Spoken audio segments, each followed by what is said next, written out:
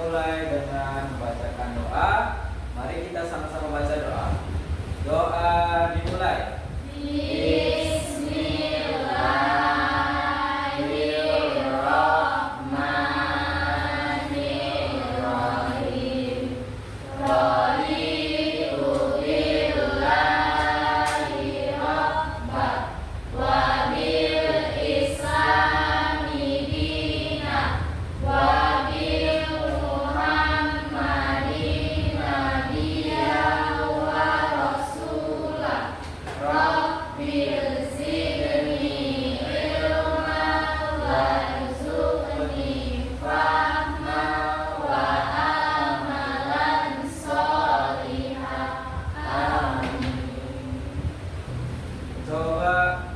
Dicek ya kawan di sebelahnya, di sekelilingnya, ada enggak yang tidak hadir hari ini?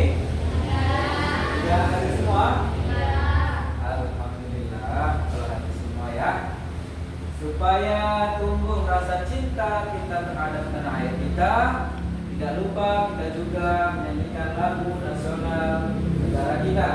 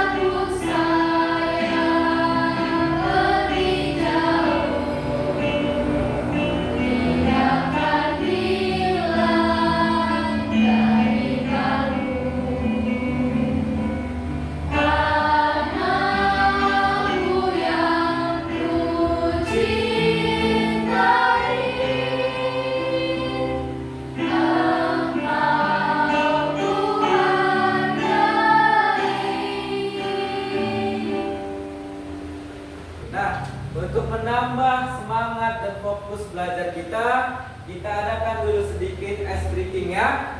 Sudah siap? Siap. Mon. Mon. Mon. Mon. Mon. Mon. Mon. Mon. Mon. Men. Oke, beri tepuk tangan dulu. Minggu lalu kita belajar materi apa? Oke, kuis. Tentang sujud sahwi, tilawah, dan syukur. Sujud sahwi, tilawah dan sujud syukur. Oke, beri tepuk tangan. Ada lagi? Yang lain? Nah, untuk hari ini kita akan belajar yang ada hubungannya juga dengan sujud, yaitu sholat dan zikir. Nanti kita akan belajar tentang di bab 3 menghadirkan sholat dan zikir dalam kehidupan. Oke, sebelumnya Bapak tanya dulu, apa itu makna sholat?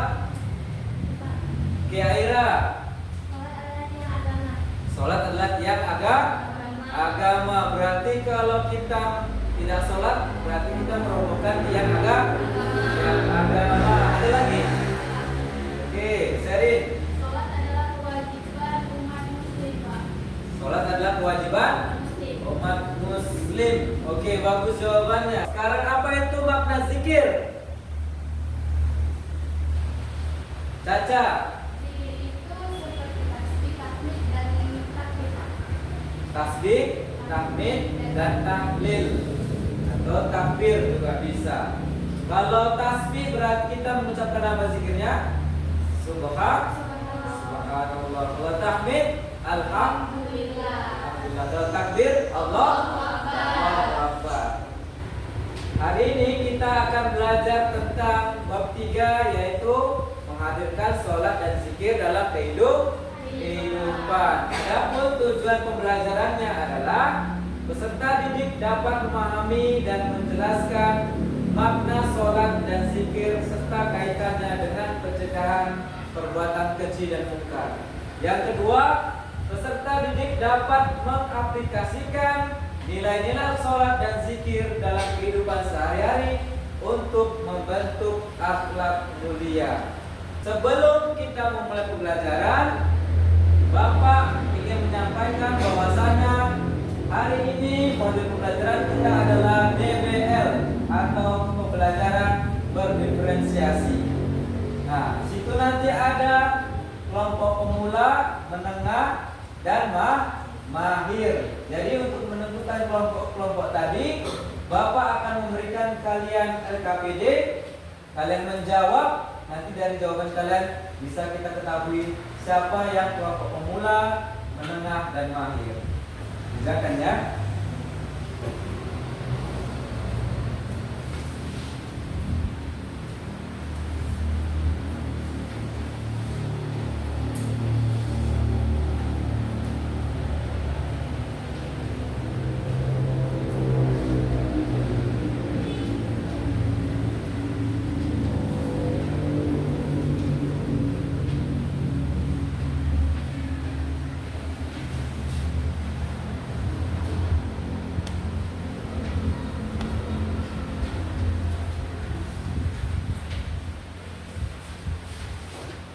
Oke, Bapak kasih waktu 10 menit untuk mengerjakannya.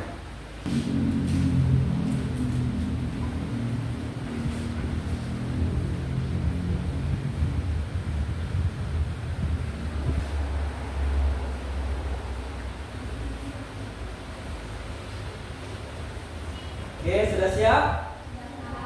Sudah?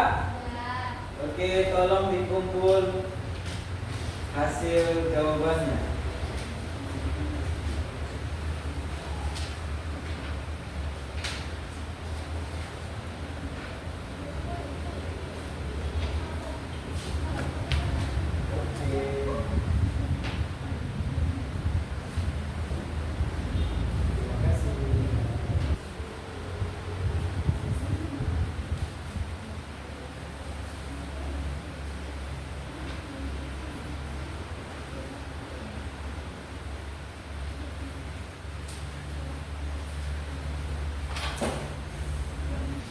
Nah, setelah Bapak periksa hasil jawaban kalian,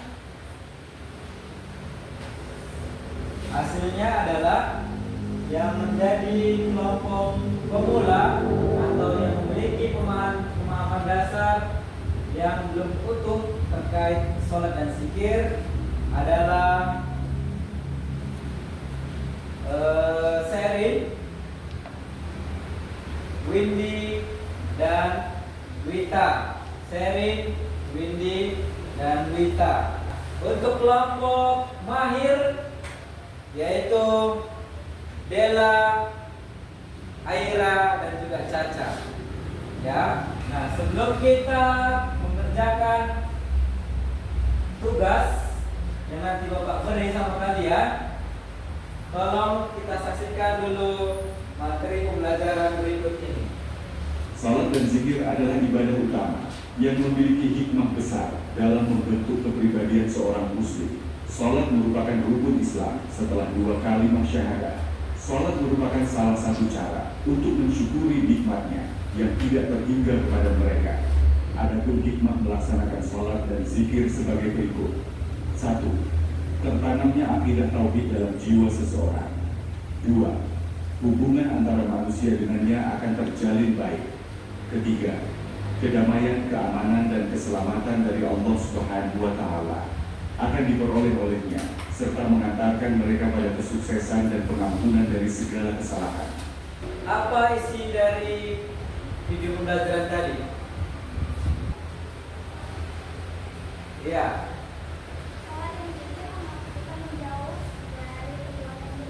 Salat dan zikir membuat kita jauh dari perbuatan buruk. Oke, bagus. Ada lagi? Dela? Kenapa?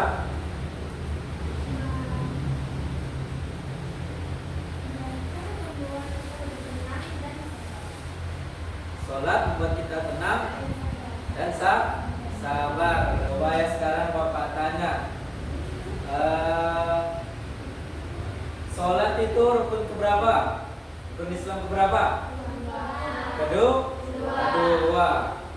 Jadi kalau rukun Islam yang kedua, berarti itu sangat penting. Terus kalau zikir, kalau kita sering zikir, hati kita menjadi tenang. Dan kalau kita sholat dan zikir secara istiqomah, maka manfaatnya adalah membuat hidup kita menjadi lebih disiplin. Yang lagi ada lain, yang lain ada membuat hidup kita menjadi tenang, terhindar dari perbuatan buruk.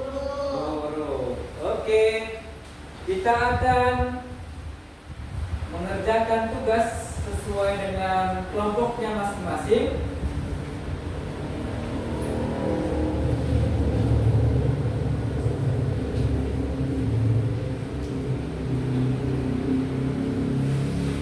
Nah, ini untuk kelompok pemula ya. Kelompok pemula tugasnya adalah metodenya pendekatan visual dan naratif, yaitu guru akan menayangkan video pendek dan menjelaskan langsung tentang makna sholat dan zikir.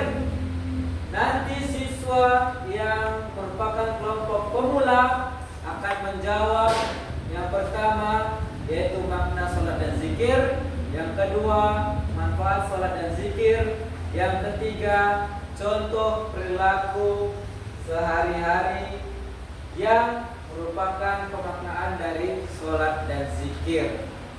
Oke, berikut adalah videonya.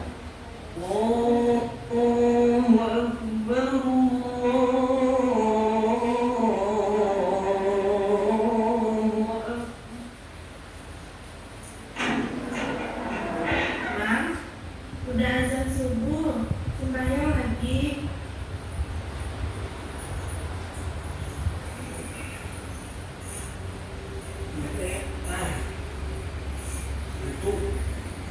Cepetan ke jam 8 nih. Bangun. Ya, lagi selamat.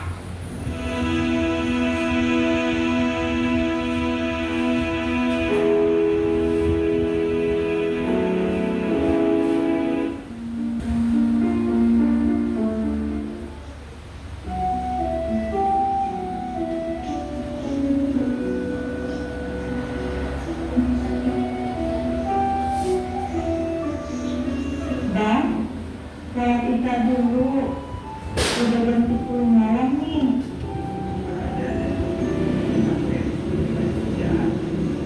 Gimana sih Dan? Kamu kan emang aku. Subuh masih ngantuk. Ibu sibuk dengan urusan kerjaan. Asal sibuk dengan urusan dunia lainnya. Maghrib di jalan, bukan capek. Kalau itu kan kewajiban, gimana kamu bisa memilih istri dan anak-anakmu ke surga? Sedangkan kamu lalai dalam menjalankan sholat.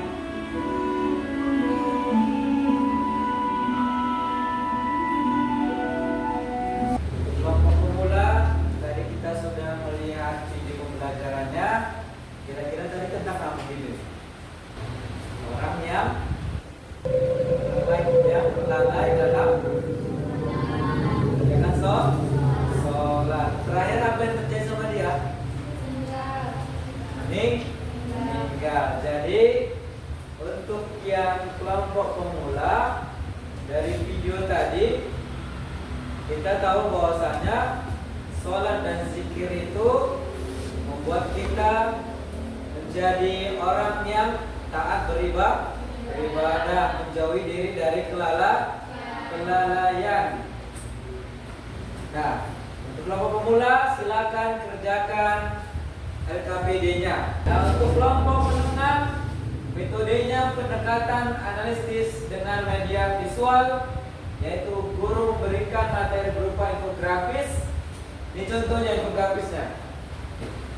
Ya, sholat berjamaah di masjid, atau sabar dan sholat menjadi penolong.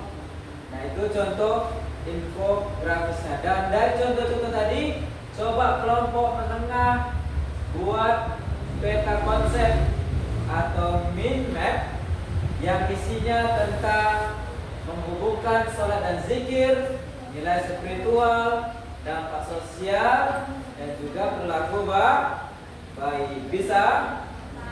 Oke.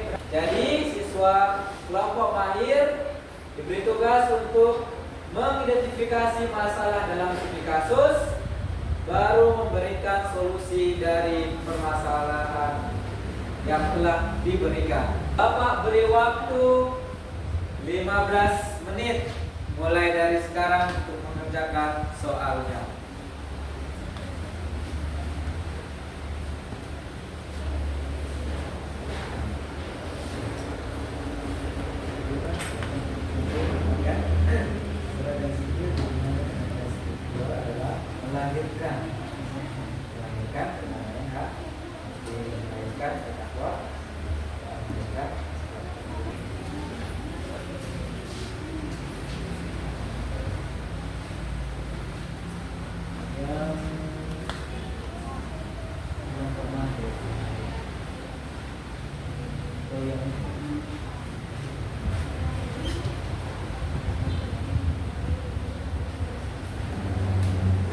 Gantian aja yang baca ya.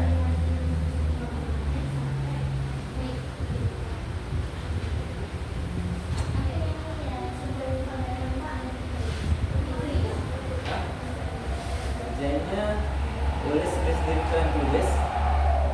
Sudah siap? Yang kelompok mahir duluan. Assalamualaikum warahmatullahi wabarakatuh.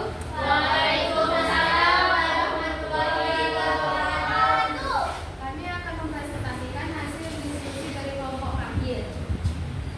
Judul studi kasus: mengendalikan emosi saat menghadapi masalah. Identifikasi masalah. Seorang siswa sering merasa sulit mengendalikan emosi ketika menghadapi masalah. Hal ini menyebabkan 1. Siswa mudah amarah dan berkonflik dengan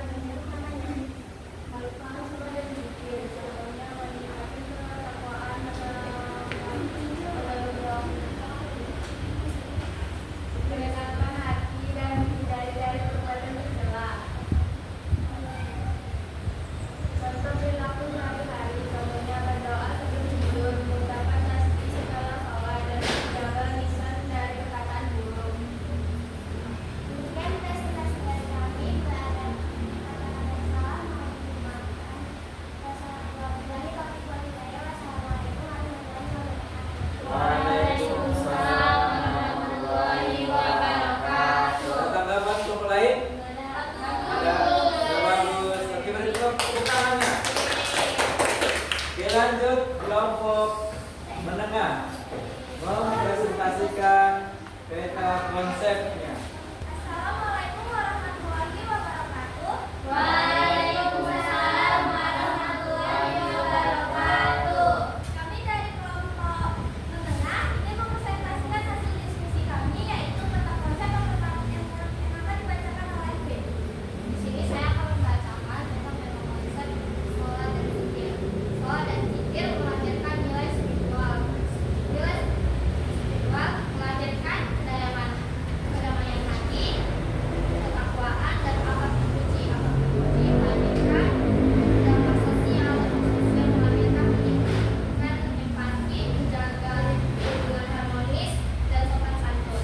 Dampak sosial melahirkan perilaku baik. Sekian itu saja presentasi dari kami. Bila ada kesalahan kata, mohon dimaafkan. Wassalamualaikum Waalaikumsalam warahmatullahi wabarakatuh. Ada tanggapannya? Bagus. Ya, bagus. Oke, beri tepuk tangan. Ya, terima kasih untuk kelompok menengah ya. Kira-kira apa yang kalian pelajari tentang sholat dan zikir hari ini? Wih, Sholat dan zikir membantu kita menjauhi perbuatan buruk. sholat dan zikir menjauhi kita dari perbuatan buruk. Ada lagi? Zikir apa fungsinya? Oke, Windy. Untuk mengingat nama Allah. Bagus. Bagaimana mengaplikasikan sholat dan zikir dalam kehidupan sehari-hari? Dia melahirkan perilaku apa? Apa, Windy? Perilaku baik. Oke, bagus. Ada yang lain? Queen? Suka menolong. Ada yang lain? Bertakwa. Bagus. Windy? Akhlak terpuji. Oke, bagus semuanya ya. Berakhir, apakah pembelajaran hari ini pembelajaran kita hari ini menyenangkan? Menyenangkan. Alhamdulillah. Nah, siapa kira-kira yang mau menyimpulkan pembelajaran kita hari ini? Ya, Caca. Dari pembelajaran ini kita tahu bahwa sholat dan zikir sangat penting untuk menjaga akhlak. Bahwasanya sholat dan zikir sangat penting untuk menjaga akhlak. Oke, bagus jawabannya. Beri tepuk tangan. Ada lain yang menambahkan? Ada? Dengan banyak sholat atau banyak zikir, semua kaki kita menjadi tenang. Sholat dan zikir membuat kita semakin dekat dengan Allah. Sehingga istiqomah kita dalam mengerjakannya, kita menjauhi perbuatan keji dan munkar. Terima kasih untuk semua siswa Bapak hari ini. Semuanya semangat-semangat dalam belajar. Semoga kedepannya kita dapat mengerjakan sholat dan zikir dengan istiqomah, sehingga dengan sholat dan zikir yang kita laksanakan dengan istiqomah, kita dapat menghindari perbuatan keji dan munkar. Oke, untuk selanjutnya minggu depan kita akan belajar tentang rukun iman. Ada berapa rukun iman? Oke, minggu depan kita akan belajar rukun iman. Nah, sekarang sebelum kita tutup pembelajaran kita, mari kita mengucapkan Alhamdulillah. Selamat berjumpa minggu depan. Wassalamualaikum warahmatullahi wabarakatuh.